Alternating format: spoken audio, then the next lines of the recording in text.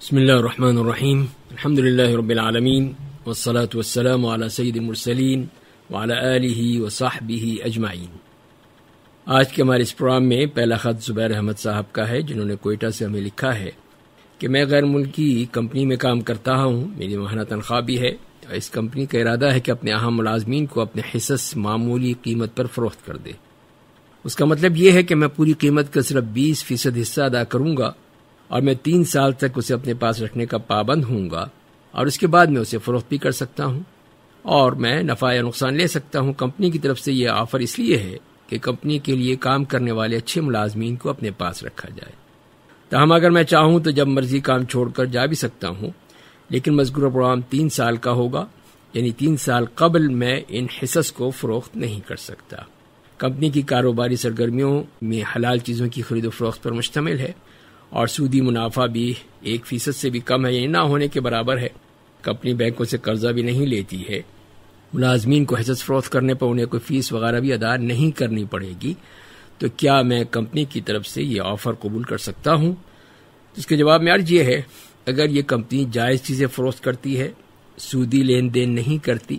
نہ ہی سودی اکاؤنٹس میں اپنے رقم جمع کرواتی ہے، تو پھر اس کمپنی کے حصص خریدنے اور پیش کرنے کے پیکج سے استفادہ کرنے میں کوئی حرج نہیں ہے۔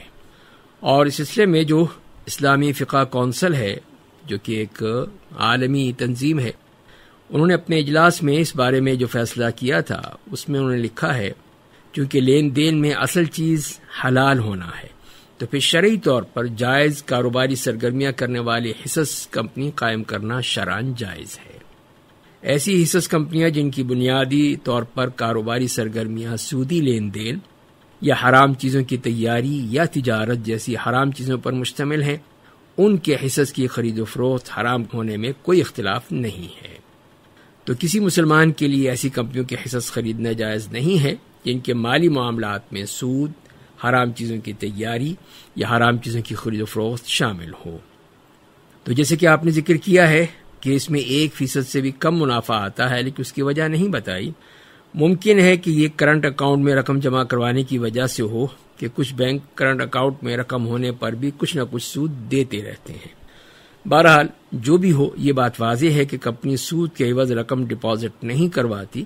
تاہم آپ کی ذمہ داری بنتی ہے کہ تھوڑے سے تناسب میں موجود حرام فوائد سے بھی اپنے مال کو پاک رکھیں،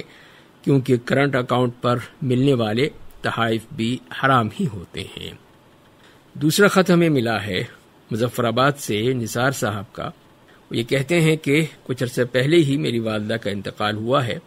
اور ان کی وراثت میں کافی جائیداد ہے، بینک اکاؤنٹ میں نقدی بھی ہے، اور ورثاء میں 5 بیٹے اور 1 بیٹی ہیں۔ ان کے نام میرے والدہ کے نام سے کئی بلڈنگز ہیں۔ انہوں نے اپنی زندگی میں 3 بچوں کو اس میں سے ایک عمارت دے دی تھی۔ ان میں سے ایک بیٹے نے والدہ کی زندگی میں ہی اپنی عمارت فروخت کر دی۔ اس طرح اب والدہ کی ملکیت میں 6 بلڈنگیں رہ گئی ہیں۔ اب میرا سوال یہ ہے کہ چونکہ والدہ نے اپنے تمام بچوں کو بلڈنگیں نہیں دی، صرف 3 کو ہی دی تھیں، تو اب کیا اس کا مطلب یہ ہوگا کہ ساری کی ساری 6 بلڈنگیں ترکے میں شمار ہوں گی، اور ان کے متعلق یہ نہیں دیکھا جائے گا کہ یہ کس کی ملکیت ہیں؟ اگر جواب ہاں میں ہے تو پھر اس بیٹے کے بارے میں کیا کریں گے جس نے اپنی بلڈنگ فروخت کر دی ہے؟ میرے 2 بھائیوں کی میرے والدہ کے ساتھ ایک مشترکہ بینک اکاؤنٹ بھی ہے۔ انہوں نے والدہ کے اس مشترکہ اکاؤنٹ سے رقم نکلوائی، لیکن وفات کے بعد واپس جمع نہیں کروائی، تو کیا انہیں یہ رقم بھی ترکے میں شامل کرنے کے لیے واپس کرنا ہوگی؟ تو اس کے جواب میں عرض یہ ہے کہ والدین اپنی اولاد میں سے کسی کو بھی، چاہیں بیٹا ہو یا بیٹی ہو، تو شرعی گنجائش کے بغیر خصوصی تحفہ نہیں دے سکتے۔ چنانچہ اگر والدین کسی کو دینا چاہیں تو ان پر لازم یہ ہے کہ دیگر بچوں کو بھی اتنا ہی تحفہ دیں، ہبہ دیں، یا پھر کسی کو نہ دیں۔ جب میت کا انتقال ہو گیا تو عطیہ ناحق طور پر وصول کرنے والی اولاد پر لازم ہے کہ اس عطیے کو واپس ترکے میں شامل کرے یا پھر اسے وراثت کے اپنے حصے میں شامل کرائے۔ اور اس کے بارے میں جیسے کہ بعض علماء کا کہنا ہے کہ علماء اکرام کے 2 اقوال میں سے صحیح ترین موقف یہی ہے کہ اگر کوئی شخص صرف اپنی بیٹیوں کو کوئی عطیہ دے، لیکن اس کو نہ دے جو کہ ابھی دنیا میں نہیں آیا ہے، تو رسول اللہ صلی اللہ علیہ وسلم کا یہی حکم ہے کہ اگر وہ واپس لیے بغیر فوت ہو جاتا ہے تو یہاں بھی علماء کرام کے صحیح ترین موقف کے مطابق اس عطیے کو اللہ اور رسول اللہ صلی اللہ علیہ وسلم کے حکم کی تعمیل میں واپس کیا جائے گا۔ یہی اس عدل کا تقاضا بھی ہے جس کا اولاد کو تحائف دیتے ہوئے خیال رکھنے کا حکم دیا گیا ہے،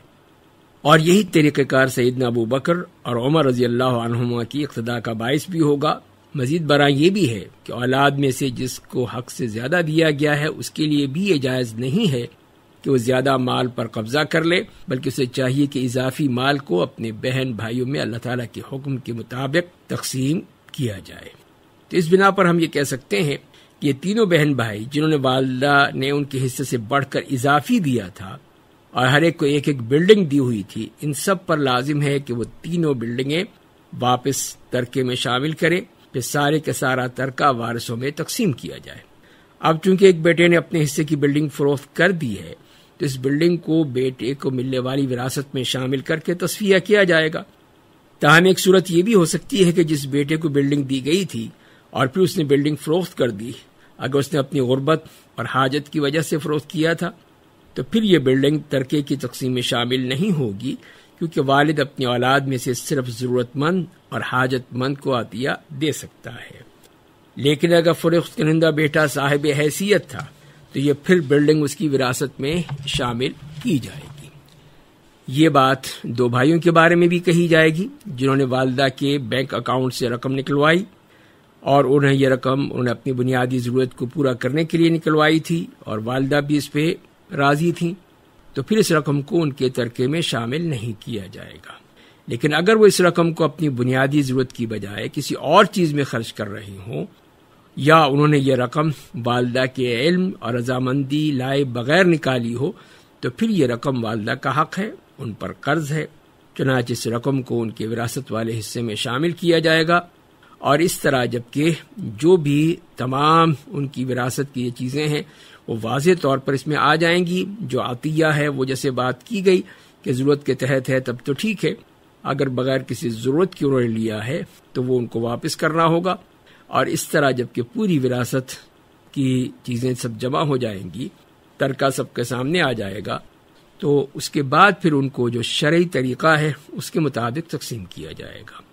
اس میں یہ نہیں دیکھا جائے گا کہ کون ضرورت مند ہے کون نہیں ہے، بلکہ ان کو اللہ تعالیٰ کے حکم کے مطابق جسے قرآن کریم میں بتایا گیا ہے اس کے مطابق ہی ان کو تقسیم کیا جائے گا۔ اور یہ بھی یاد رہے، اکثر لوگ جس میں غلطی کرتے ہیں کہ وہ اپنی اولاد کے لیے وصیت کرنے لگتے ہیں، تو یہ صحیح نہیں ہے، اس لیے کہ جب اللہ تعالیٰ نے قرآن کریم میں یہ حکم بتا دیا ہے تو اب جن کا حصہ موجود ہے ان کے لیے وصیت نہیں کی جا سکتی۔